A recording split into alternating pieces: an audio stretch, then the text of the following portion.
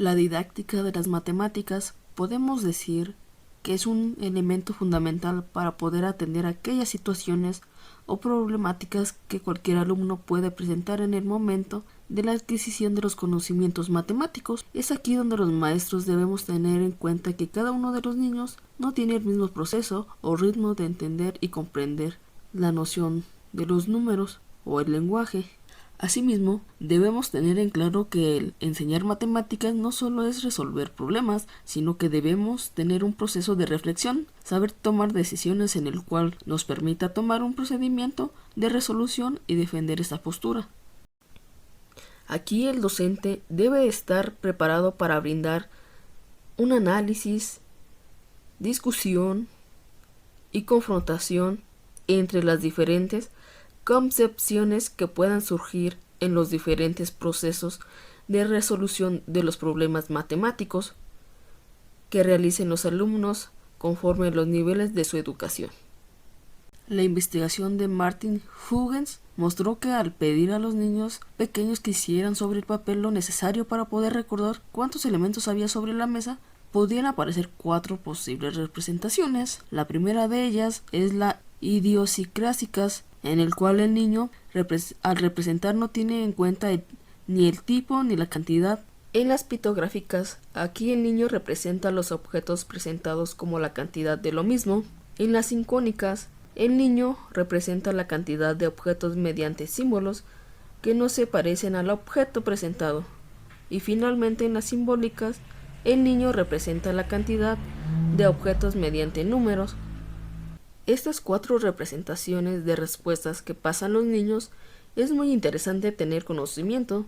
Asimismo, el maestro puede tener presente cada una de ellas y podrá analizarlas a cada uno de los alumnos, y de esta manera podrá implementar ejercicios en el cual puedan pasar al siguiente tipo de representación. También tenemos que tener claro que los alumnos no necesariamente al saber tener la comunicación oral de las matemáticas o de los números no garantiza tener como hecho la escritura.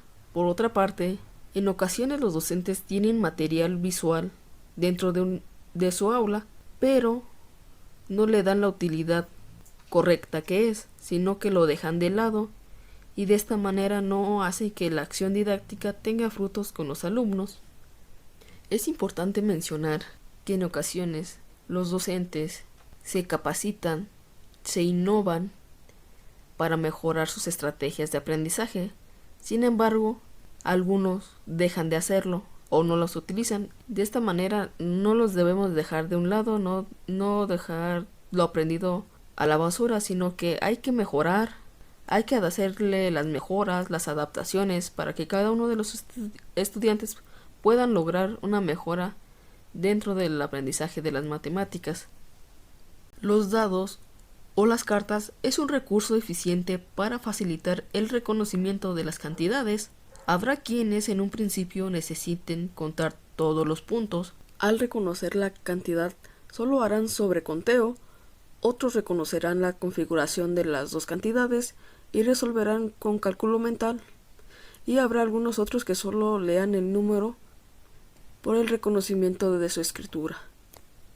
Es la situación que permite recordar el lugar ocupado por un objeto en una lista ordenada sin tener que memorizar la lista.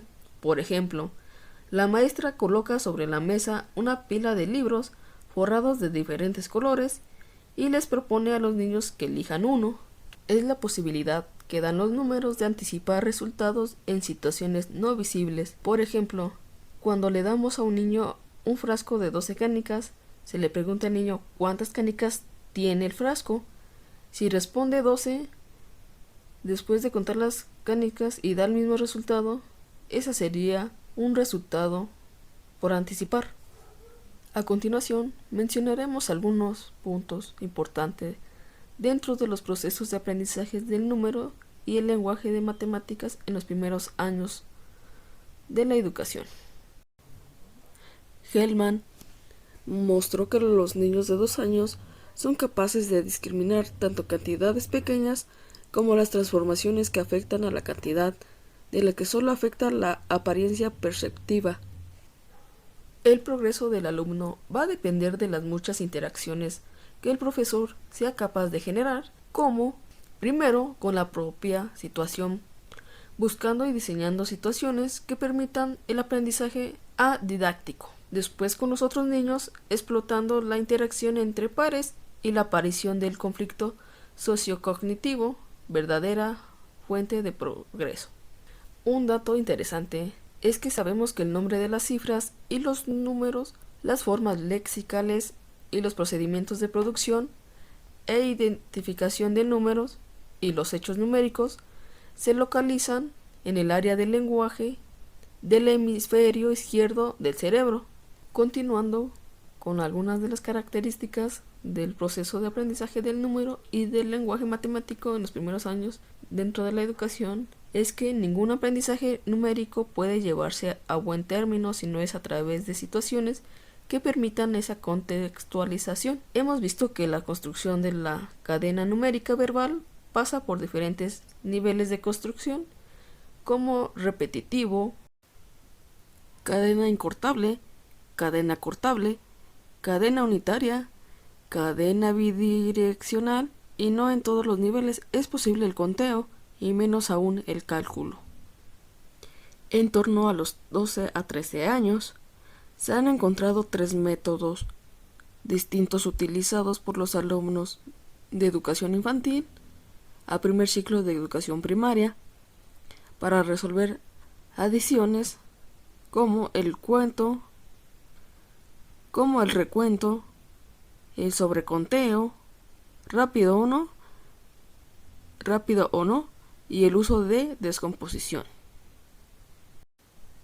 A continuación, mencionaré algunas estrategias las cuales pueden implementar los alumnos para comprender el aprendizaje matemático.